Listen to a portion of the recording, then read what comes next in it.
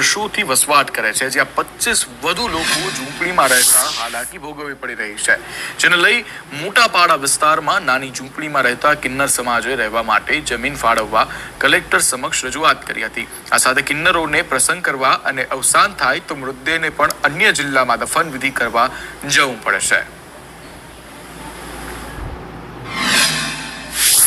માટે ઘર નથી, જગ્યા નથી।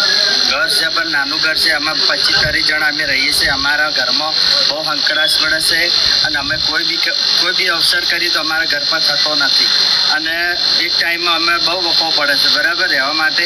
અને અમે એક જગ્યા જોઈને આ છે, જગ્યા માટે કલેક્ટર સાહેબને મેં અરજી આપી છે।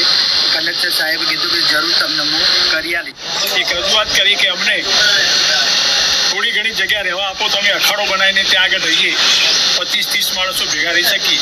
અમને સમાજમાં બીજે ક્યાંય જગ્યા મળતી નથી, રહેણાંક વિસ્તારમાં મળતી નથી, તો અમને ક્યાંક એવી જગ્યા આપો કે એ જગ્યામાં અમે અખાડો કરીને 25-30 માણસો રહી શકીએ।